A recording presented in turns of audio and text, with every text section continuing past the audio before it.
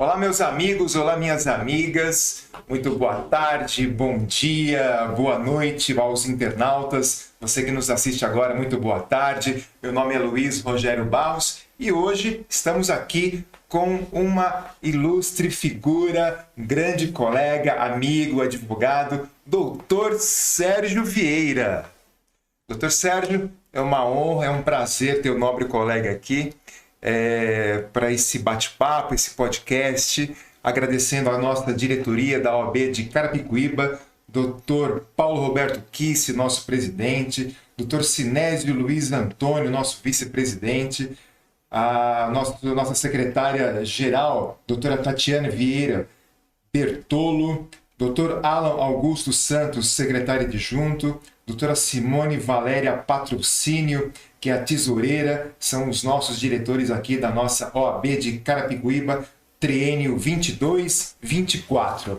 A você, meu amigo internauta, não se esqueça de curtir as redes sociais da OAB de Carapicuíba. Nós estamos aqui no YouTube, Instagram, Facebook. Não deixe de colocar aí o seu like, o seu comentário e compartilhar este conteúdo aqui da subseção de Carapicuíba. Hoje eu converso com um colega, uma ilustre personalidade do mundo jurídico, é o Dr. Sérgio Rodrigo Russo Vieira, que é advogado, especialista em direito empresarial, civil, societário, sucessões e causas complexas de alto valor agregado. Dr. Sérgio Vieira foi sócio-diretor da Nelson Williams Advogados, o maior escritório empresarial full service da América Latina durante 15 anos.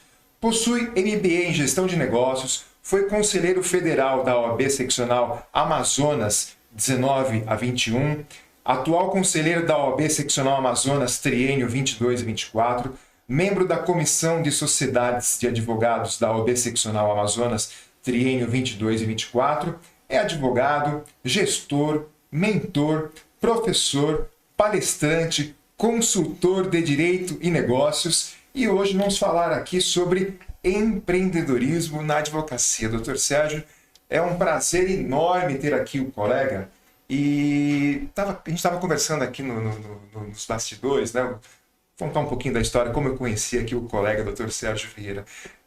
A internet, sabe? A internet é fantástica. Eu sigo o Dr. Nelson Williams, aproveitar para mandar um abraço para o colega, e estava vendo ali as redes sociais do Dr. Nelson Williams, que tem uma expressão muito forte nas redes sociais. Eis que aparece ali algumas postagens do Dr. Sérgio Vieira, e eu chamei o Dr. Sérgio Vieira ali para um bate-papo, uma conversa, e ele logo em seguida já me respondeu. E ali formamos uma conexão, né? Conversamos, e hoje estamos nos conhecendo pessoalmente aqui, depois de meses e meses de conversa, trocas de mensagens, trocas inclusive de correspondências. Hoje eu tenho o prazer de conhecer e trazer aqui o Dr. Sérgio Vieira, diretamente de Manaus, veio aqui nos visitar. Dr. Sérgio, muito obrigado pela presença. Novamente digo que é uma honra ter um colega aqui no podcast 181 da subseção de Carapicuíba. Doutor Luiz, obrigado pelo convite. Uma honra, um privilégio estar pessoalmente, presencialmente. A rede social tem essa vantagem, essa possibilidade de aproximar quem está distante e cria uma relação que a gente encontra daquela sensação que a gente se conhece de longo tempo, que é de fato verdade, mas pessoalmente é a primeira vez. Então agradecer ao presidente Paulo Kissi, toda a diretoria e o time da subseção da OAB de Carapicuíba. E é uma honra estar aqui, vamos bater esse papo, contar umas histórias. O currículo é extenso, mas amigo do Dr. Luiz Rogério é o suficiente. Muito obrigado, Dr. Sérgio. Hoje o nosso tema aqui é falar de empreendedorismo na advocacia, né, Dr. Sérgio? E já queria direto. O advogado, ele é um empreendedor? Boa pergunta. Bom ponto de partida para a gente começar a conversa. O advogado tradicional, em regra, não. Na minha opinião, claro. Por quê? A gente vem do meio, uma profissão tradicional que forma bacharel em Direito, e uma das opções do bacharel em Direito, quem tem interesse de advogar, é submeter a prova da ordem e começar ali uma prática profissional como advogado. Mas a Faculdade de Direito não tem nenhuma matéria, por via de regra não tinha, não sei se alguma instituição já tem, que ensine algumas soft skills necessárias ao empreendedor. O advogado sai da academia sem saber como cobrar, quanto cobrar, como conversar, como se colocar no online e no offline, como se posicionar como profissional. A gente fala muito que o advogado é profissão meio, perfeitamente sim, mas a gente precisa de um ativo insubstituível, o cliente. Como que o cliente te descobre, como é que ele te acha? E todo mundo tem um advogado conhecido. Então, não é pouco comum que alguém, uma empresa, um empresário, uma pessoa física, já tenha um advogado de confiança. E por qual razão ele te contrataria, além do advogado que ele já tem, ou trocaria de advogado? Aí vem várias soft skills, que é o empreendedorismo, que ensina, pura e simples. Não tem muita fórmula mágica, mas tem coisa que funciona desde que o mundo é mundo. E a advocacia, de algum pouco tempo para cá, tem entendido isso. A mudança do Código de Ética, do Estatuto, tem ajudado. A própria pandemia, é ruim falar isso, mas a pandemia trouxe muita coisa ruim, mas trouxe algumas coisas boas. Quem já estava no online já tinha dado um passo na frente. Quem não estava, ou entrou, ou aí sim ficou para trás de vez, porque estava todo mundo em casa consumindo rede social. E apesar da advocacia ser atividade essencial, a gente podia abrir os nossos escritórios, os clientes não. Então, se posicionar no online foi vital, essencial. Então, muita gente começou já, os jovens advogados, no online. Eles têm um passo à frente, porque se formaram recentemente e já pegaram uma fase digital. A gente que é old school, fiz 40 e já me coloco nos old schools. Né? Sou novo para quem tem mais tempo e tenho mais tempo para quem é novo. Eu estou no meio do caminho. Então, entender que o mercado, o mundo mudou, isso é necessário e importante. E se colocar de tal forma. Então, estar no online é essencial, nos aproximou. Mas a gente está batendo um papo presencialmente. Então, tem uma relação que foi iniciada no online e isso tem desdobramentos. Pode ser que continue só no online, pode ser que vire uma relação pessoal e tem relações que não são comerciais, mas são importantes. Para o colega advogado que quer se posicionar e ter clientes, estar no online e entender de empreendedorismo é um diferencial no mercado mínimo necessário. Já não é algo tão fora da curva que se destaque, porque tem muita gente boa fazendo. Tem muita gente boa fazendo. E a gente conversa muito com a Jovem Advocacia, né, doutor Sérgio, aqui na subseção de Carapicuíba, quando eu estive presidente, vice-presidente na subseção da Lapa, na minha atuação junto à OAB seccional, a gente conversa muito com um jovem advogado. E o jovem advogado, ele se posiciona e se pergunta muito sobre as questões do online. Porque além de saber direito, além de saber precificar, além de ter que ir atrás de clientes, e o offline? Será que nós não estamos esquecendo também do offline, de ter o cartão de visitas do advogado, de falar para o meu ciclo? Às vezes o meu vizinho não sabe que eu sou advogado, né, e está precisando de um advogado. E não participar, por exemplo, da associação comercial do bairro. Será que nós não estamos esquecendo também do offline?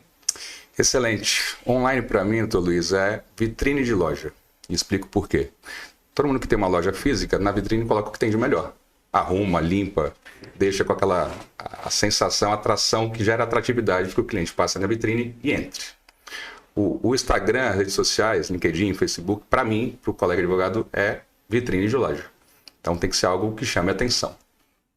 Como acontece no offline, se a gente entra na loja pela vitrine e não tiver nada dentro, se o serviço for ruim, o produto for ruim, o preço for desproporcional, você pode até entrar, mas você sai sem comprar nada. Você sai falando mal ainda, você fala que foi mal atendido, que o produto que estava na vitrine não tinha no estoque. Então, se a gente entender que o online é vitrine, fica mais fácil a percepção. Se o cliente entrar na loja, você precisa ter produto, preço, qualidade, venda, pós-venda, serviço. Você precisa ter vários diferenciais, que é o que faz o cliente falar bem de você e voltar na sua loja.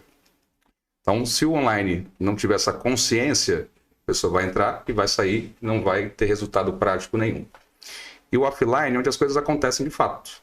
Offline tem várias interpretações.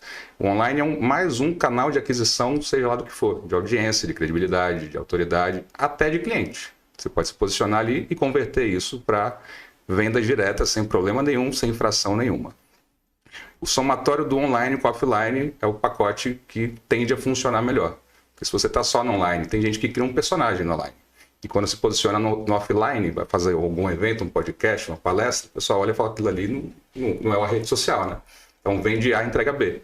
E não tem espaço para gente que vende fumaça. Você tem que ser proporcional ao que você fala. Senão você tem um tiro curto e o mercado também, o meio, a própria rede social e o mercado te ejeta. Eu tenho falado bastante de 3 posicionamentos, que eu vou explicar quais são, que se o advogado entender isso e colocar em prática, fica menos difícil. Fácil não fica nunca, né? A curva do conhecimento, da aceitação e da preferência. 1.300.000 colegas advogados. Quantos são conhecidos? A gente precisa entender aonde você quer ser conhecido e você deu um exemplo prático. Às vezes a vizinha não sabe que você é advogado. A culpa é dela? Não, a culpa é sua. Porque você não fez, às vezes, de bater na porta dela ou encontrar no dia a dia e falar: ô vizinha, sou advogado. Se precisar de alguma coisa, me avisa. Quanto custa fazer isso, doutor Luiz? Não custa absolutamente nada. Nada, zero. Só que a gente subentende e presume que as pessoas saibam. E elas não sabem. Ou elas sabem e não lembram. Porque a gente não faz isso de forma continuada. E aí acontece que a gente se chateia quando alguém próximo fala: contratei o advogado tal para o serviço. Fala: pô, você não falou comigo? Porque a culpa é nossa de não se posicionar, não estar à disposição. O cliente liga, alguns colegas não atendem o celular. Então tem toda uma construção que dá trabalho. Então, primeiro se faça conhecido. Isso online e offline. Tem muito colega que é conhecido, e aí vem a segunda curva, que é da aceitação. E por alguma razão o mercado não aceita, porque advoga para outra parte, porque não atende o telefone, porque não dá feedback, porque fala na linguagem no coloquial, juridiquês, que o cliente finge que entende, mas não entende. Então, conheço, mas não aceito. Pensando na cabeça do cliente, tá? Quem são os advogados que ele conhece. Então, para ele aceitar, ele precisa conhecer. Depois que ele conhece e aceita, vem a principal curva, que é se fazer preferido. Muita gente é conhecido, tem muita gente que é conhecido e aceito, e o preenchimento, contrato assinado, PIX, boleto, contrato e procuração, é preferência. Depois que fala isso, fica meio óbvio, né? Mas você precisa pensar a respeito. Minha sugestão é que os colegas estejam ouvindo, pensem a respeito, como se fazer conhecido. Primeira curva a ser pensada. Depois como ser conhecido e aceito, e depois como ser preferido. É só online? Não. Você precisa participar dos órgãos de classe que faça sentido para você. Você precisa participar da gestão da categoria de classe, porque isso aqui é a nossa casa. Então, nos dá a ferramenta e a gente tem que retribuir assim que possível, ou sempre que possível. Você precisa se fazer presente online e offline. Se ficar em casa assistindo Netflix, vai cair do céu? Para mim, não cai. Se para algum colega cair, me avisa que eu faço igualzinho. Eu também não tenho problema em copiar sugestão dos outros que me indiquem fazer alguma coisa. Mas tem bastante trabalho que precisa ser feito, colega advogado recém-formado ou não, entender que a gente presta serviço e como mercado puro e simples, capitalista, precisa de preço, qualidade, então ser bom não é o suficiente. Tem muita gente que é acadêmica, que é excelente técnico, mas o mercado não sabe disso. A culpa é do mercado? Não. A culpa é dessa pessoa que não se coloca para o mercado. E aí vem as frustrações, as angústias. A rede social é muito boa para algumas coisas e péssima para outras. Eu abro minha rede social, tá todo mundo fazendo uma viagem internacional, com um carro de luxo, trabalhando da praia. E se eu acreditar que isso é real, gera um efeito cascata de você não fazer o que precisa fazer ou querer ter a vida do colega. Não vai funcionar. E bastante coisa que está lá é fake. A inteligência artificial que cria aquele carro não é real, ou inteligência artificial é alugado. E se você comprar isso com verdade absoluta, você fica estagnado. Então tem bastante coisa básica que bem feita dá resultado. Doutor Sérgio, para o nosso ouvinte, para o jovem advogado, até mesmo o advogado experiente que nos ouve aqui, que nos escuta, que está aqui nos assistindo, conta aí para nós, nesses seus anos de experiência como advogado, consegue citar algum caso emblemático de desafio que você teve e de dificuldade no início da sua gestão, como advogado? Vou dar um recorte antes. Vou até registrar a presença do meu pai aqui, Sérgio Vieira também, ele é muito criativo para escolher nome de filho. Eu comecei a trabalhar aos 14, como office boy. Então, minha carreira profissional, eu não recorto do início da advocacia, eu volto lá atrás aos 14. Então, 14 anos comecei aos 14, estou com 40. Então, eu tenho 26 anos de mercado. E todos os ativos adquiridos antes da advocacia fazem o Sérgio que eu sou hoje. Então, fui office boy, trabalhei no administrativo, trabalhei no bingo, tive fábrica de sofá, mas se for contar todas as histórias, o podcast fica infinito. Então, em 2002 eu começo a fazer direito e formo em 2006.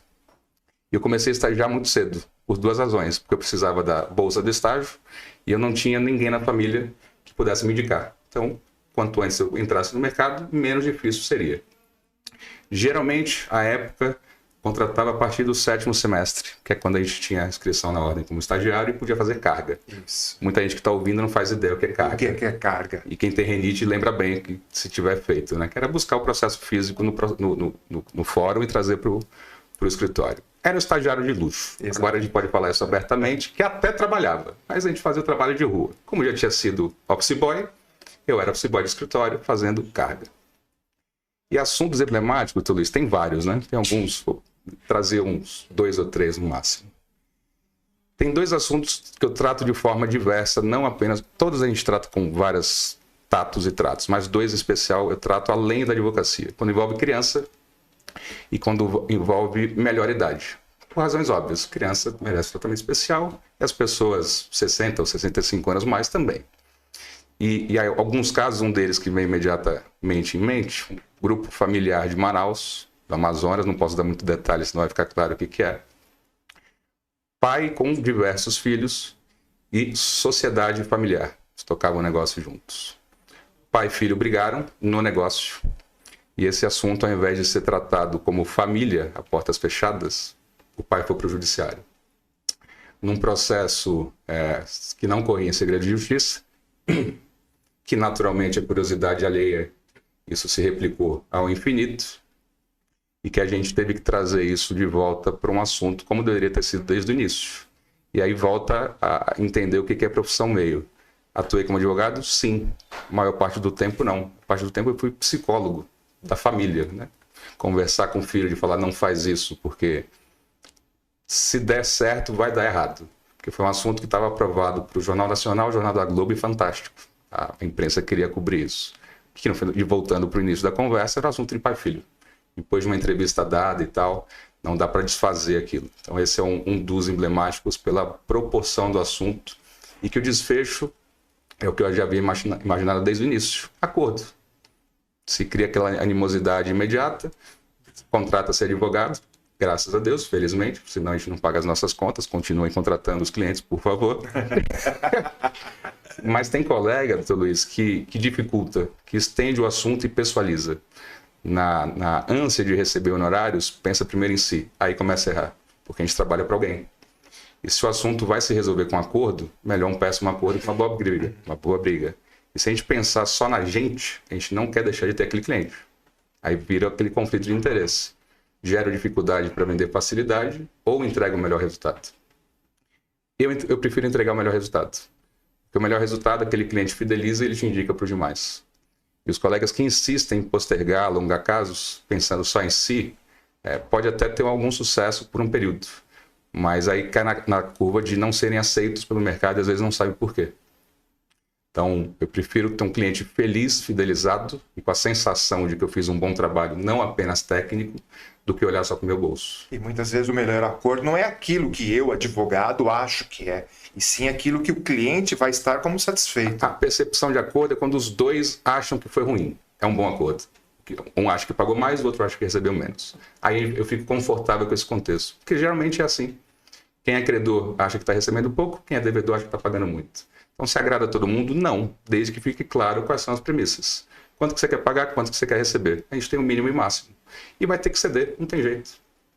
Quando está claro que o interesse é em relação ao assunto, à solução, a gente não está olhando só o nosso bolso, fica confortável. Isso precisa ser dito. Porque tem cliente que acha que o advogado está pensando só em receber os seus honorários. E tem colega que faz isso mesmo. Então tem casos que muda de advogado 2, 3, 4, 5 vezes, porque as pessoas entram, faturam e não resolvem. A culpa é do cliente? Não. A culpa é nossa, do colega que não resolve o problema. E se a gente olhar de novo só para o nosso bolso, a gente estende desnecessariamente assuntos que não precisariam ser estendidos. O colega falou duas palavras aqui que eu achei muito interessantes, que é a questão de psicólogo e relacionamento, que o advogado muitas vezes é psicólogo e ele tem que ter um bom relacionamento com a sociedade, com os clientes, com todos, né? Então, quem não tem essas duas soft skills está enfadado ao insucesso na profissão de advocacia? Se souber que não tem e não fizer nada a respeito, sim. Então, ter limitações, eu sou bom em pouquíssimas coisas. Eu sou um clínico geral em várias. A regra do T, né? Eu sei um pouco de tudo e com profundidade pouca coisa. Se a gente trabalha para alguém e a gente não entender de gente, não vai funcionar. Eu não posso conversar com um empresário acima dos 50 anos da mesma forma que você conversa com um empresário de startup de 30, 35 anos. E a gente precisa entender isso. Não é o cliente que precisa se adaptar. Se eu quero trabalhar para um nicho, para um segmento, e eu não me comunico na linguagem dele, a culpa não é dele, a culpa é minha. Então, juridiquês, tem um colega advogado na mesa, pode rasgar o latim sem problema nenhum, pode falar do acórdão, do STF, da jurisprudência, porque é de igual para igual. Você vai conversar com alguém que não entende e você dificulta o diálogo, a percepção da pessoa, você não se faz entender. E a culpa não é dela, doutor. A culpa é nossa. Então, entender de gente é ponto de partida de novo. Porque a gente precisa entender da gente mesmo primeiro, a gente precisa estar bem psicologicamente, fisicamente, emocionalmente. E tem gente que às vezes não está num bom dia. E você precisa ter alguma percepção de não postergar aquele assunto, não alongar aquele assunto naquele dia e voltar depois. Isso é entender de gente. Você precisa entender que alguns assuntos nos são trazidos, assuntos sensíveis, que gera desconforto, gera uma memória que não é boa. E tem colega que trata com frieza, como se fosse coisa, produto. E não pode ser assim. Então, assuntos de sucessão, de família, de briga societária, não é mais um assunto. Para a gente pode até ser, só que a gente não tem o direito de tratar como se fosse. Então, quem só faz societário lida com desfazimentos e M&As diariamente. Mas quando o cliente acha ou percebe que ele é mais um, ele vai procurar alguém que trate com pessoalidade. Então, entender de gente é essencial. Não entendo, vai estudar. Não sei o que fazer. Tem muito material gratuito à disposição, se pesquisar, acha. Mas tem gente que diz, eu não gosto de gente. Eu até respeito, mas isso me soa de uma forma tão grotesca, porque vai viver sozinho, sem esposa, sem marido, sem filho, sem cliente, sem ninguém. Ah, eu sou programador, eu trabalho em casa, em home office, não preciso lidar com gente. Quem que paga seu boleto? Alguém contrata a tua empresa, você desenvolve o serviço para alguém e alguém faz um Pix na sua conta. Não tem como não lidar com gente. Então, essencial, mínimo necessário. E relacionamento, puro e simples. Network, né? Nome bonito para relacionamento. Fala muito de network, as pessoas pensam como vender alguma coisa. Ok. Quando você vai num ambiente que todo mundo vende, feira, congresso, evento e tal, ali está claro naquele ambiente. Mas no dia a dia está todo mundo se vendendo o tempo todo. Pessoalmente, empresarialmente, comercialmente, na advocacia e tal. E tem algum problema nisso? Nenhum problema nisso. O problema está quando a gente só acha que a gente tem que só vender, a gente esquece que a gente tem que comprar. Para a gente ficar chateado quando algum cliente contrata outro, a gente precisa entender se a gente tem algum ativo para comprar daquela pessoa. A gente não tem que só que vender, a gente tem que comprar também. Né? O pessoal do meu dia a dia, meus amigos não me contratam. Você contrata o serviço dos teus amigos? Você vai na padaria dele, no escritório de contabilidade dele, na empresa de publicidade? Se você não vai, repensa primeiro. Não é justo essa balança de querer vender sem querer cobrar. E estar em ambientes que você não é proporcional àquilo, né? Então, se você fala de network para o homem, a gente pensa em jogar golfe, jogar pôquer e charuto. Vou pegar 3 exemplos. Jogar pôquer. Eu não sei jogar e não gosto de perder dinheiro. Simples assim, não sento nem na mesa. Charuto eu gosto, mas tem muita gente que não gosta. E golfe, tem muita gente que vai no golfe só para fazer relacionamento. Quem está lá que gosta de jogar golfe, percebe isso. Lá vem mais um querer bater a carteira da gente. O meio não aceita. As pessoas vai arrumar um professor para jogar e não vai fazer network. Então, estar em algum ambiente é necessário. Qual? Algum que seja proporcional ao que você gosta.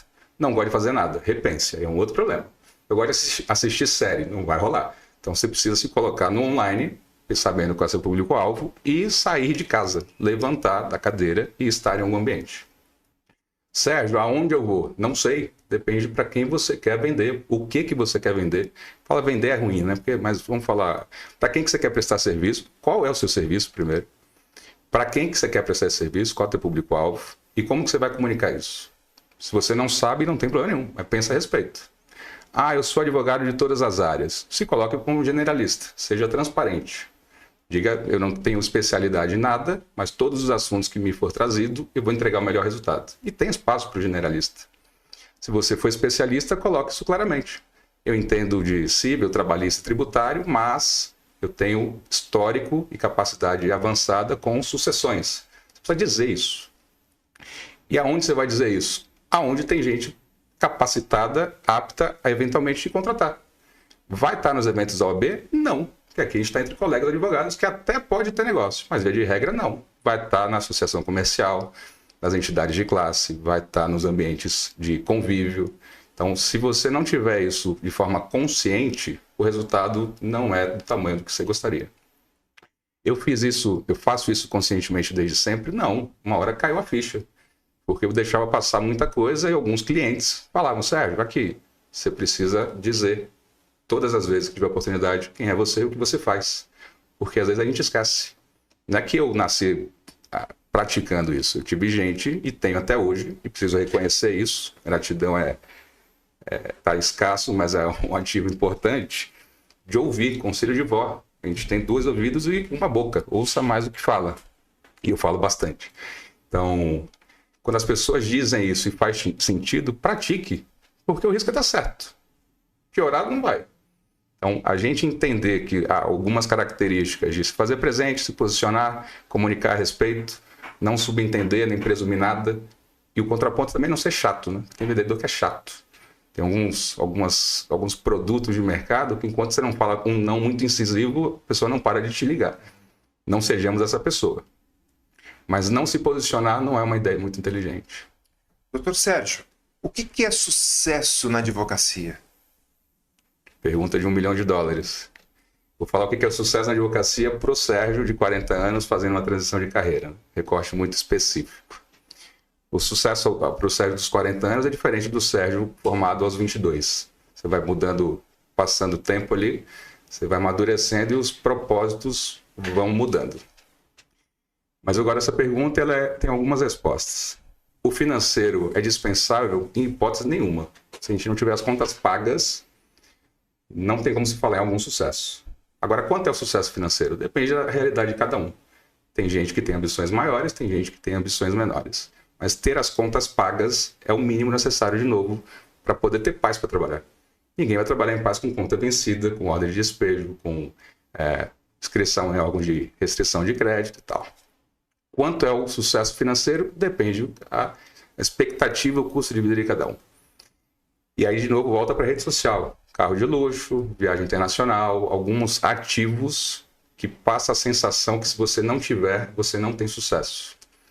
Isso, para mim, não é real. Talvez o carro que você goste, eu não gosto. Tenho 1,94 m, carro esportivo não me cabe. Então, eu fico até feliz. Tem alguns carros que são muito caros que eu não posso ter. Mesmo se eventualmente tivesse capacidade financeira. E também não é sucesso para mim. Tem algumas coisas que eu não tenho apego. Carro é uma delas. Gosto dos carros, mas não tenho apego. Tem gente que tem ciúme do carro mais do que da esposa. Não é meu caso.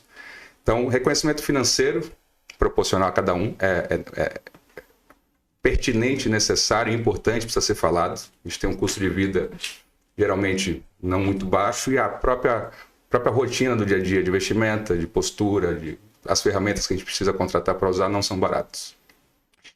E aí vem aquela velha dúvida da balança tempo de vida com qualidade versus trabalho. Dá para ter algum sucesso trabalhando home office um turno? Na minha realidade, não.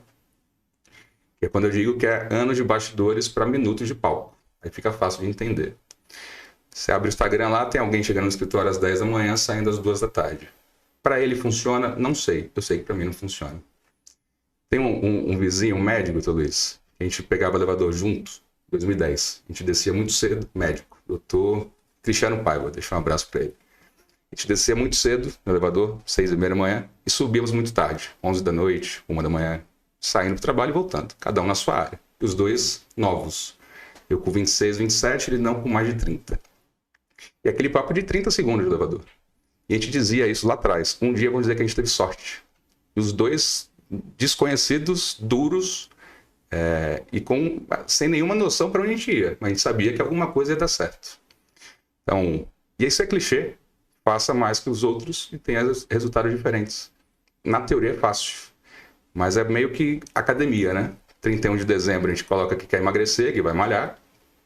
Dia 5 a gente está na academia, porque dia 1º não abre nada, então 1ª ou segunda-feira útil a gente está na academia. Na terça a gente vai, na quarta a gente vai, na quinta dá preguiça, na sexta você esquece o endereço. Então, o fazer no início com empolgação, todo mundo faz.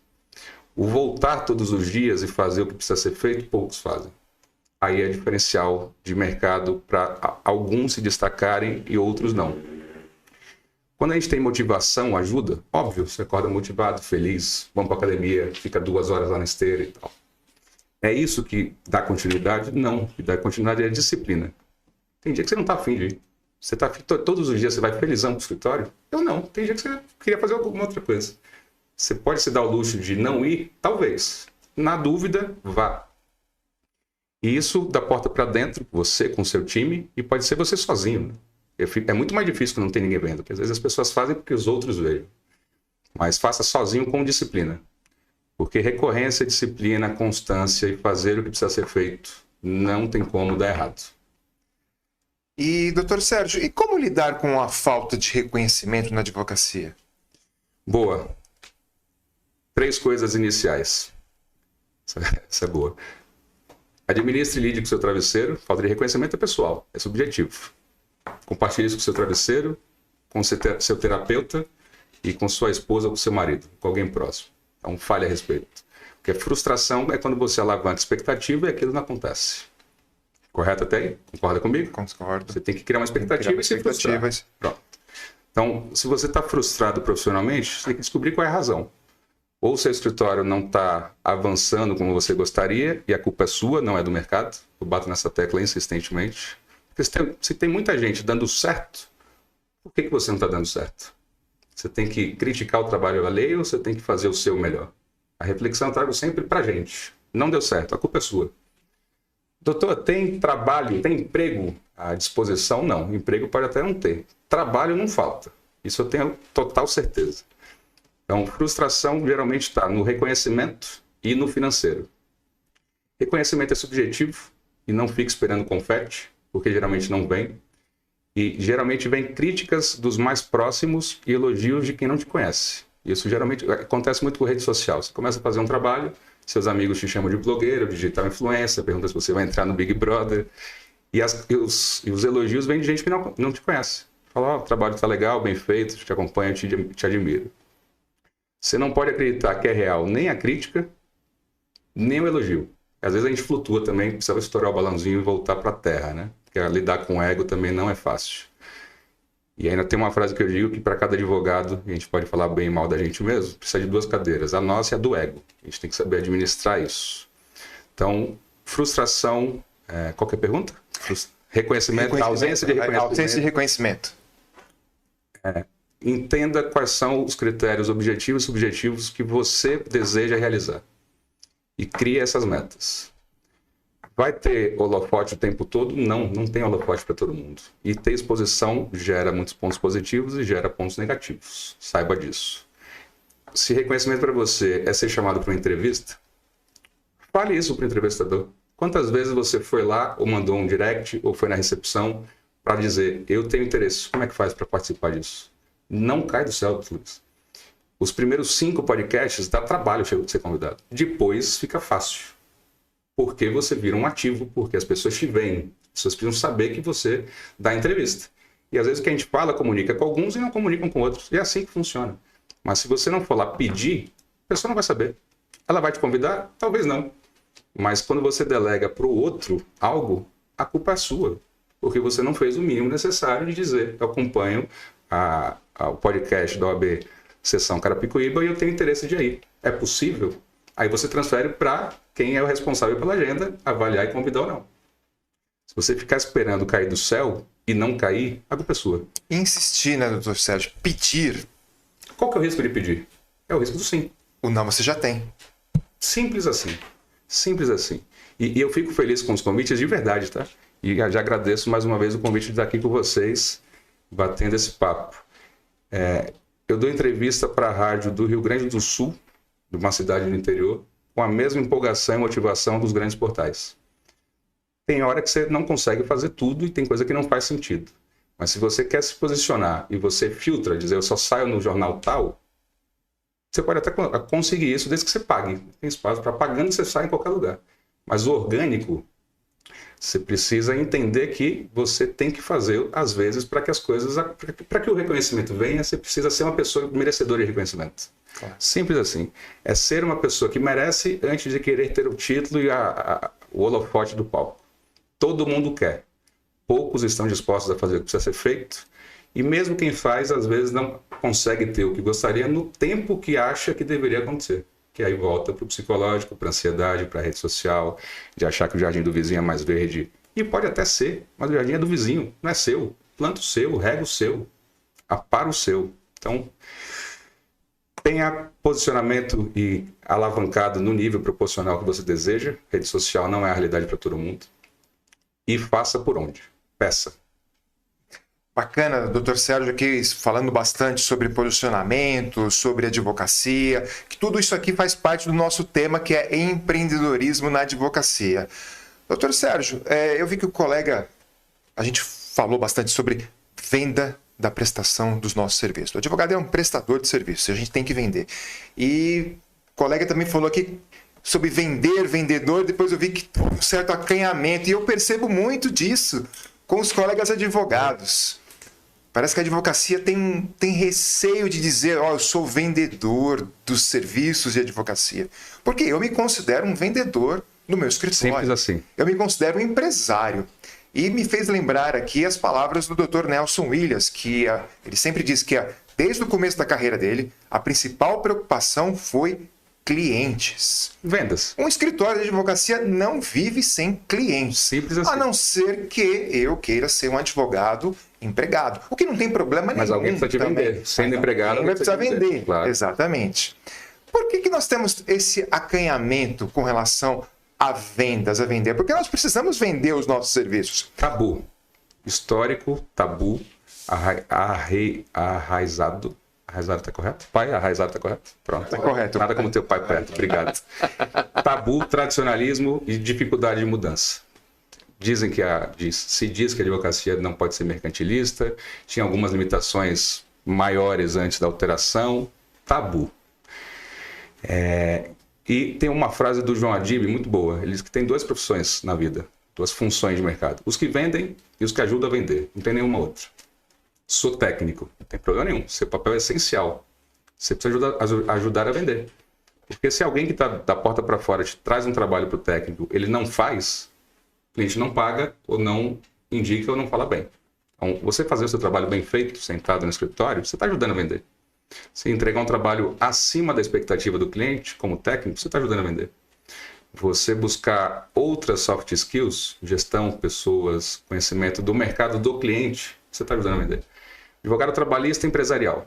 Chega uma inicial de reclamação no escritório para o advogado técnico.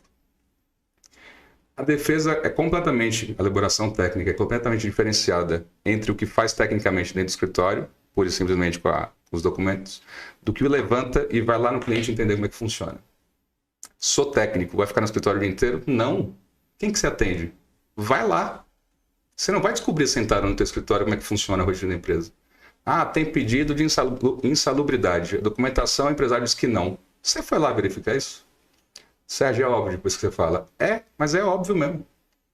E é o comercial que lida com o cliente, que negocia, que tem que fazer isso? Não, é você técnico. Levanta da cadeira e vai lá. Eu não tenho tempo. Mentira, tem tempo sim. Sai do site de notícia, de fofoca, do dia a dia. Vai lá. Até lá, vai lá. Isso muda a sua capacidade de percepção de ambiente, de negócio, e você escreve algo muito melhor do que o seu colega que não vai lá. Então, vendas, pura e simplesmente, é alavancador de qualquer negócio, desde que tenha entrega. Tem gente que foca só na venda e não vem ninguém entregando depois. Vai vender? Vai. Vai ter continuidade? Não. Então, precisa ter time. E no início, Luiz, é natural que a gente venda, a gente entregue, a gente execute, a gente é administrativo, financeiro, e é assim mesmo. Não tenho quem faça você. E aí, no decorrer do tempo, as pessoas vão tomando caminhos, né? A gente que é mais técnico quer ficar no escritório, a gente que é mais comercial quer estar na rua. E cai na brincadeira, na discussão comum que o técnico acha que o comercial passa o dia tomando um cafezinho e passeando. E o comercial diz, ó, você fica sentado o dia inteiro no conforto e eu tô aqui me ferrando com noite mal dormida, reunião seguida, sem uma rotina estabelecida. Tem prioridade de algum é mais importante que o outro? Não. Porque se eu vender e alguém não entregar, não funciona. E se tiver quem entregue e não tiver quem venda, também não funciona. E cada um entender o seu papel dentro do time. E vai ter confusão, vai ter divergência, vai ter briga, gente que acha que ganha menos, que ganha mais, faz parte. Senta, alinha, alavanca as expectativas, deixa tudo muito claro com o papel de cada um. Mas precisa ter o conhecimento de quais são as ferramentas que cada um domina. Pegar um excelente técnico, introspectivo, que não gosta de conversar, que não gosta de lidar com gente, colocar ele no comercial, vai funcionar? Pouco provável. Você pega alguém que tem um network excelente, comunicativo, que não é um bom técnico, que não gosta de escrever, coloca ele no técnico, não vai funcionar. Então, a gente entender qual é o nosso papel e não querer fazer um trabalho que a gente não sabe fazer. O cliente contratou e quer que eu entregue, você não sabe fazer, você vai esperar fazer um bom trabalho, um péssimo trabalho, ou você vai contar para ele que você não sabe fazer?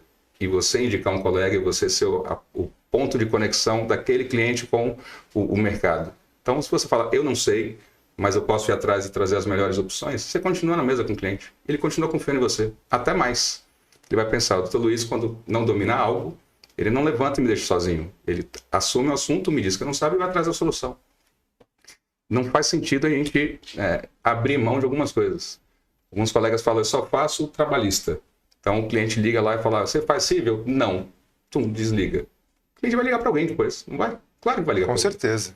Se você quer ser pessoa de confiança, tem algo interessante que eu falo com o pessoal que é o advogado da família, né? Ou advogado da empresa, que é proporcional ao médico da família. Não sei o que eu tenho, você vai no médico da família.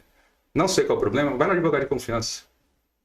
Você vai executar tudo? Não faça isso, que você não vai entregar. Mas não permita que alguém tome esse espaço que hoje é seu. Se você é pessoa de confiança, diga, eu não sei fazer, eu vou atrás das melhores opções, vou pedir algumas propostas, e a gente senta junto e decide. Aí esse vínculo é continuado. Tenha bons parceiros de negócios, né?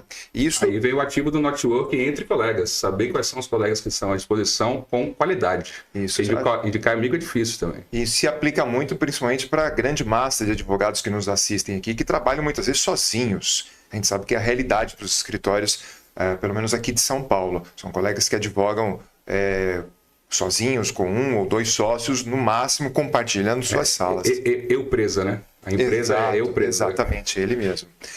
Doutor Sérgio, vamos falar um pouco sobre publicidade, né? O colega não acha que muito embora a gente teve agora uma atualização por conta das redes sociais, mas o colega não acha que ainda não poderia abrir mais? A gente não tem aí um código de ética, normas muito engessadas? Respondo. Eu fiquei no triênio anterior, no Conselho Federal do AB, com muita honra e muito orgulho. E eu entendo bem e respeito as críticas positivas e os receios de parte da categoria, mas vamos pegar o exemplo recente da pandemia. Todo mundo em casa. Rede social pura e simples. A medicina autorizou a telemedicina. Qual a razão de se dificultar o uso das ferramentas disponíveis aos colegas de advogados? Aí vem várias, mercantilização, prostituição, tem uma que é mais subjetiva ainda, que é da aparência, da nobreza, não lembro a palavra exatamente da profissão, né? Daqui a pouco eu lembro. Então, a regra até então, antes da reformulação, não pode nada, sendo bem genérico. E agora pode tudo? Não, também não pode tudo. Assim como o direito, a legislação tem que se aplicar ao momento atual da sociedade. Só que o momento atual muda muito mais rápido do que a legislação muda. Isso no direito posto. Inclusive, da porta para dentro, a gente como instituição de classe. E aí, escutem isso com as ressalvas necessárias. E se der certo, o mérito é meu. Se der errado, não me dê essa culpa, tá? Na dúvida, doutor Luiz, faça. Não sei se pode fazer, faça. Eu também ouço muito colega advogado dizendo, não vou fazer porque eu posso ter problema com a OAB. Não vai fazer o quê? O que não pode, a gente sabe muito bem. Captação indevida, atravessar a procuração no processo do colega, várias coisas que alguns receber honorários e não repassar. Tem muita coisa que a gente sabe que não pode fazer. Não precisa nem perguntar para ninguém o que é ético ou antiético. Mas na publicidade e na propaganda, pode dancinha no TikTok? Se você acha que seu público-alvo e seu potencial cliente te contrataria pela dancinha, dance. E se eu não concordo, eu não tenho nada a ver com isso. Nada a ver com isso, nada. E a crítica tem que ser positiva até o limite de, acho que tem excesso, vamos apurar como instituição. Concordo. Vamos apurar tudo? Não. Tem um assunto muito mais sério para a OAB cuidar do que se o advogado está dançando no TikTok ou não. Se aquilo ali infringe a liturgia da profissão. Tem coisa que não cabe mais. E, de novo, na dúvida, faça. Se der certo, você me avisa depois. Se der errado, não coloca essa conta para mim. Mas faça com responsabilidade. O que é isso? Evite ou não seja antiético. Então, esse é um insight excelente. Como é que era a advocacia e como é que é hoje? Era geração de conteúdo, produção de conteúdo e network. Não era assim? Uhum. Escrevia livros, palestras, eventos, faculdade, e nome na porta. Gerava-se conteúdo sobre o assunto. Artigos na sucesso nos processos, se gerava conteúdo técnico, acadêmico e na advocacia. E fazia essa informação chegar para o mercado, para o seu bairro, para os seus amigos, para a sua associação de classe. Era assim. Como é que é hoje? Geração de conteúdo e network. Neste quesito, nada mudou. O que mudaram são os canais de comunicação e de possibilidade de geração de conteúdo e de audiência disso. A gente se conheceu pela rede social, eu estou presencialmente em Carapicuíba. Talvez se eu morasse em São Paulo, aqui a 30 quilômetros, a gente nunca conhecesse se não estivesse aqui. Porque eu uso a rede social para gerar conteúdo e fazer network. Às vezes me perguntam se é alguém da minha equipe que responde minhas redes sociais. Eu não tenho equipe. Eu tenho uma pessoa que me ajuda com conteúdo, que dá trabalho, mas toda a gestão é minha. Eu converso com todo mundo, eu respondo todo mundo. E eu até entendo quem tem a time. Mas você tem demanda suficiente para você abrir mão desse network de geração de conteúdo ou você não faz porque você não está afim de fazer? Então, se eu tenho tempo e eu gosto, eu converso com as pessoas. Gero convite para eventos presenciais. Então, continue sabendo que é geração de conteúdo e network. Ferramenta simples do WhatsApp, lista de transmissão. Todo mundo tem, pouca gente usa. Então, eu não tenho tempo de ficar mandando mensagem para todo mundo. Cria uma lista de transmissão de clientes e alimenta essa lista. Simples, barato, de graça, todo mundo tem. Rede social, quero fazer, não sei como. Pega algum profissional de mercado, olha o que seus concorrentes estão fazendo, não copie. Isso se chama benchmark, né? Nome bonito. Não copie. Copiar não é legal. Mas olha o que eles fazem e faça proporcional o seu. Não sei criar. Não tem problema nenhum. Olha. Quem são os colegas advogados que fazem o que você quer fazer? Vai lá, vê o que eles estão fazendo. De novo, não copie. Faça o seu, uma linha. Você pode até decidir não fazer aquilo. Entendi o que eles fazem. Ele faz dancinha no TikTok, eu não quero. Cria a sua linha. Mas quando você olha outras coisas, você tem ideias do que fazer, do que não fazer. Gere conteúdo. Então, todo mundo, cliente, vez ou outra, entra no buscador e pesquisa. Advogado de família em Carapicuíba. Seu nome aparece lá? Não. Você quer que ele te ache como? Rede social, Instagram virou cartão de visita. Você conversa com a pessoa, ela pergunta do seu Instagram, te adiciona. Quando você levanta e vai embora, ela vai no teu Instagram olhar. Por que você não usa isso positivamente? Ah, Sérgio, não tenho tempo. Tem sim. Não sei fazer. Aprenda. Vou contratar time. Não, comece você fazendo. Porque o time, uma hora ele vai mudar de cliente, dar prioridade para outro, você vai deixar de fazer. Então, gere conteúdo técnico sobre as áreas que você domina, e isso serve para muita coisa, vai para o buscador, te gera autoridade, te gera audiência, e não precisa ser nada pago, tá? É só escrever a respeito e mandar para os veículos, manda para a rádio da tua cidade, manda para o jornal da tua cidade, as pessoas vão uma hora te dar espaço para isso, vão te convidar para falar a respeito. E network, faça essa informação chegar para o potencial cliente. Não tenho rede de relacionamento. Tem sim, a rede social é aberta, alcance infinito. Vai ter alcance imediato? Não, você vai ouvir piada. Talvez nem seu irmão ou sua mãe curta no início. E tá tudo certo. Você vai parar de fazer? Não, não. Porque aí do nada, uma hora acontece de alguém achar que do nada você aparece. Você não apareceu do nada. Eu pelo menos não apareci do nada. Não sei nem se eu apareci, mas você me disse que o meu post apareceu para você. Apareceu sim, né? Nós conhecemos dessa forma. Deixa eu dar um exemplo. Falo muito, desculpa. Escrevi um artigo dizendo O que fazer em caso de extorsão? Conselho 1, não ceda. Conselho 2, contacte seu advogado. Contacte um advogado de confiança. Aí estou um sábado em casa, me chama um DDD estrangeiro, um português, dizendo que estava sendo vítima de extorsão. Aí eu perguntei para ele, como que você chegou até mim? Artigo escrito e publicado. 5 dicas de o que não fazer em caso de extorsão. Simples. Qual a profundidade técnica que você precisa ter para isso? Nenhuma. Ele me achou no artigo, me contactou e lógico que ele já tinha descumprido a primeira orientação, que era não ceda. Ele já tinha cedido. Mas imagina uma pessoa em outro país, com uma renda alta, te contratar porque te encontrou com geração de conteúdo.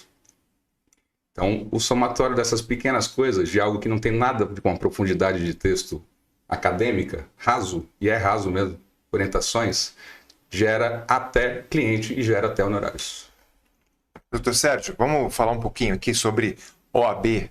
O colega é atual conselheiro lá na seccional do Amazonas. Eu estive uma vez no Amazonas, em Manaus. Estive no dia 11 de setembro, na data do atentado que estava lá. De 2002? De 2002. Cidade maravilhosa. Pretendo voltar novamente para visitar, porque deve ter mudado bastante coisa.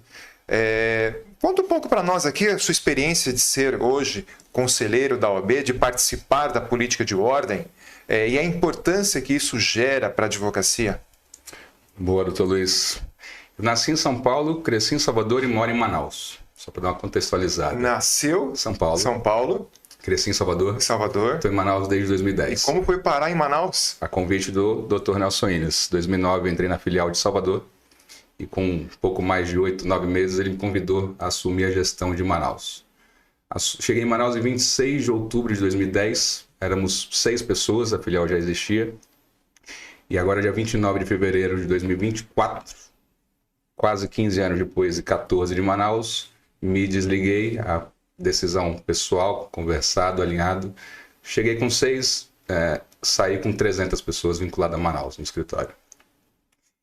E como uma crescente profissional, tem hora que você faz o que precisa ser feito e não sobra tempo. Então, meu foco na ida de Manaus era consolidar o escritório e expandir. Trabalhando 30 horas por dia, se isso era possível. Trabalhava muito. Mas fazer parte da política de ordem, eu acho que é uma obrigação do colega. Quando não sei e como você descobre o que você gosta de fazer. Mas o escritório veio crescendo, aquela proximidade com os colegas, você vai fazendo amizade, conhecendo as pessoas. E nessas conversas nos convidaram algumas vezes. Então, campanha de ordem para a eleição de presidente. Isso para todas as eleições estadual, municipal, federal, eu sempre tive a postura de receber todos os candidatos, sem exceção, independentemente do partido. Todos. Prefeito, vereador, deputado, todo mundo. Governador, recebe todo mundo. Inclusive com entidade de classe e com a B. Então, todos os presidentes, candidatos a presidentes, potenciais presidentes que me pediram desde 2010 para ser recebido no escritório, eu recebi absolutamente todos. E é óbvio que alguns, em algum momento, pediram para apoio, integrar chapa, ou que não recebesse alguém. E a minha resposta sempre foi, no escritório receberemos todo mundo. Todos aqui têm o direito de optar por estar em algum grupo ou em diversos grupos, e o escritório não se posicionaria institucionalmente. A gente presta serviço. Para mim é muito mais confortável estar apartidário, mas não em cima do muro, do que se indispor de forma desnecessária. Então, em relação à classe, minha postura era essa. E funcionou muito bem durante um bom tempo, até que o presidente atual do Conselho Federal, Beto Simonetti, um passo antes, né? O escritório ganhou uma certa importância. O presidente à época era o Marco Aurélio de Lima Choy, atual conselheiro federal do Amazonas. Ele falou, Sérgio, a gente queria que seu escritório participasse de alguma forma, não da chapa. Durante a gestão, ele me convidou para que tivesse participação e disponibilizou vagas na gestão, e eu fui para o TED, fui despachar no Tribunal de Ética e Disciplina. Quem já participou sabe que dá bastante trabalho, é onde lida ali com os casos dos colegas advogados, e estive na gestão sem estar diretamente vinculado como conselheiro. Trabalhei bastante, dá bastante trabalho, então doei meu tempo, era um trabalho de pro bono, pró-categoria. Na eleição subsequente, o Beto, de fato, convidou para estar como membro efetivo da gestão. Eu aceitei e deixei claro que aceitaria, participaria, faria campanha, estaria nos ambientes, mas receberia todos os colegas candidatos no escritório, sem nenhuma ressalva, e que teriam pessoas do meu time que integrariam as outras chapas. E está tudo bem, porque a virtude está no equilíbrio, né? Então, o posicionamento sempre foi muito claro, muito cordial. Isso me fez estar fora da gestão quando era decisão minha, participar do Tribunal de Ética, ser conselheiro federal num triênio 2019-2022. Para quem participa de política de ordem, é uma das funções que muitos almejam, estar no Conselho Federal. E voltei para o Conselho Seccional como conselheiro no triênio atual. Então, continuo doando tempo. Tem assuntos que são espinhosos, mas a gente não se furta, a gente participa, opina, a gente discute. Mas para o colega jovem advogado ou com mais tempo, visite sua subseção, converse com as pessoas, se disponibilize, mas vá sabendo que é doação de tempo, tá? Não use a máquina para benefício próprio. E um dos assuntos bem espinhosos é em relação às eleições indiretas para o nosso Conselho Federal. Como o colega se posiciona em relação a isso? Participei da transição, né, do triênio que eu saí, que trouxe a eleição do presidente Beto. E é aí que fique claro que eu tenho um carinho, respeito, uma amizade muito grande a ele, e isso é independentemente de função, cargo, posição. É uma formatação tradicionalíssima, né? São 27 27 seccionais que elegem por bancada o próximo presidente do Conselho Federal. Então, 3 titulares por bancada dos 27 estados que votam. E geralmente, via de regra, o voto é por bancada, né?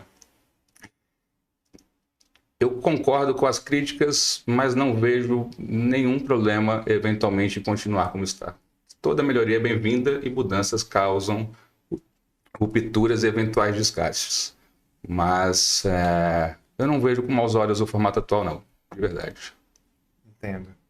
Perfeito. Mas qual a opinião do colega agora? Olha, doutor Sérgio, eu também não discordo do formato atual.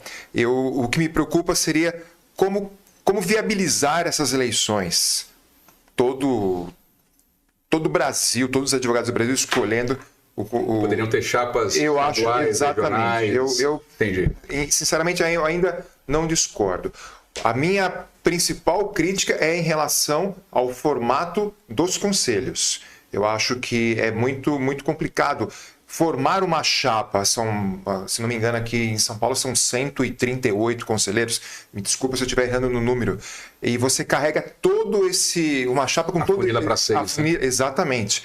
Então eu acho que a advocacia deveria se pensar em um outro formato. De repente, o advogado escolher o seu conselheiro e causar mais proximidade. E isso desde das seccionais até o Conselho Federal. Até o Conselho Federal. De repente, um formato como existe para deputado federal, deputado estadual. Você escolheu o seu conselheiro. Porque hoje, se você perguntar para os advogados, eles não sabem quem são os conselheiros praticamente. Conhecem um ou outro. É uma discussão que merece ser aprofundada. Só trago uma reflexão. Durante a gestão... e a gente participa de gestão, a gente pode falar. Durante a gestão, quem está fora joga pedra, critica, faz parte. Oposição, enfim. Mas quando se abre para debate, pouca gente efetivamente participa. E quando abre para eleição, muita gente que criticou os 3 anos não quer disponibilizar o próprio tempo. Então é fácil criticar de casa, que a rede social ajuda muito, os canais de comunicação, as pessoas digitam o que querem, mas quando senta para conversar, são pouquíssimos que sustentam e dialogam a respeito. Então, não concordo. Ok, você está disposto a escrever um esboço de como poderia ser? Aí a maioria levanta na mesa. Isso que é ruim. A crítica pura e simplesmente pela crítica. Então, quem tem disponibilidade, quer participar e não concorda, é sempre bem-vindo. Senta na mesa e traz as ideias. Ideias boas, Luiz, elas vão para frente. Talvez não naquela gestão, naquela pauta, naquela próxima alteração, mas tem muita gente que está ali só por ego. A gente estava falando isso antes da entrevista, que coloca lá que é membro da comissão tal e não vai na reunião, não participa, não atua, não Assim que é publicada a portaria de nomeação de membro de uma comissão, publica na rede social. Publica na rede social e some, pura e simplesmente. Mas ele é implacável nas críticas. Principalmente porque hoje nós temos ótimos gestores de ordem. O Dr. Paulo Kiss, por exemplo, aqui é um presidente presente na sucessão. E se disponibilizar a ser presidente, estar na gestão, é algo de extrema doação. De uma dedicação. E não é esse tempo, né? Você acaba gastando com isso e deixando de ganhar por não estar fazendo. Você deixa de ganhar, você falta no seu escritório, Exatamente. Você falta na sua família para se dedicar à classe dos advogados. Então, a crítica é bem-vinda, é necessária para as mudanças, desde que quem critica esteja disposto a ajudar e traga sugestões. Por isso que eu fiz a pergunta e você respondeu, e a ideia é essa mesmo. Pode ser melhorado? Talvez. Como? A resposta veio. Sim. Talvez não ser via chapa, via votação para cargos específicos e ter maior flexibilidade. E isso a gente tem ferramenta que possibilitaria um controle efetivo. Inclusive as votações, algumas seccionais já são online, né? Outras ainda não, e não tem uma unificação de procedimento em relação a isso. Exatamente. Então o conselho e as seccionais devem pensar a respeito, sim. Exatamente. O Dr. Sérgio Vieira também tem um livro, eu queria falar aqui um pouquinho, Dr. Sérgio, que o senhor falasse sobre o seu livro, A Filosofia de Sucesso na Advocacia, escrito juntamente com Pedro Bom. Eu conheço o Dr. Pedro Bom também, fiz uma live com ele, não sei se consegue mostrar aqui na câmera, um pouco a capa do livro. Tríade básica de vida, né? Plantar uma árvore, fazer um filho, escrever um livro. A árvore foi o copinho de feijão quando era criança na escola. Não sei se germinou, mas o broto eu entreguei para a professora como lição de casa. O filho está com 8 anos, lindo, chama Enzo. Beijo, meu filho. E o livro era algo que sempre naquela listinha de 31 de dezembro, alguns anos para cá, entrava naquele projeto para o próximo ano. E como alguns projetos, virava o ano e continuava lá na listinha de próximo ano eu vou fazer, próximo ano eu vou fazer. E aí 2022, acho que isso, eu decidi fazer, e aí já fica o conselho. Como coisas que você quer fazer e não sabe, pergunte para quem sabe. Eu queria fazer e não tinha a menor ideia como fazer, zero. O que eu fiz? Liguei para o Bruno, já tinha publicado alguns livros, o último era sobre marketing jurídico, excelente livro para os colegas terem. Falei para ele, Bruno, eu quero escrever um livro, eu não faço a menor ideia. Simples assim. Porque a gente fica floreando também, né? Tenho pequenas dúvidas pontuais. Não, minha dúvida é genérica e bem aberta. A dúvida é quero e não sei o que fazer. Eu tinha uma ideia de temas, compartilhei com ele. Ele falou, Sérgio, aqui, eu estou escrevendo um livro que é proporcional às ideias do que você está dizendo que quer fazer. Posso te ajudar orientando como você fazer só seu livro, ou se você quiser, você pode ser coautor do meu. E eu não tenho esse ego tão engrandecido não, doutor Luiz. Então, entre fazer sozinho e querer ter o primeiro livro publicado sozinho, ou embarcar no projeto de um amigo, que eu já conhecia, já respeitava, já admirava, já acompanhava, tenho e tinha acesso, e recebi o convite para escrever em coautoria, embarquei no projeto de escrever em coautoria. Não saber fazer, todo mundo passa e vai passar por isso. Não fazer nada em relação a isso é uma frustração pessoal. Queria escrever o livro, compartilhei com alguém que tinha experiência, fui convidado para escrever junto e é algo que tem um alcance, apesar do título ser Filosofia de Sucesso na Advocacia, alguns amigos, primeiro compram por amizade, né? Deixa eu ajudar o Sérgio. E alguns leem. Tem gente que compra e coloca na prateleira do escritório e tá tudo certo. E bota atrás da sua mesa para quem chegar lá ver, se for esse o seu caso. Mas tá tudo certo. Coloca lá. E o feedback tem sido muito positivo com os colegas advogados, natural, e a surpresa vem com os amigos de outras áreas que leem e dizem que faz sentido. Porque filosofia faz sentido para todo mundo. Sim.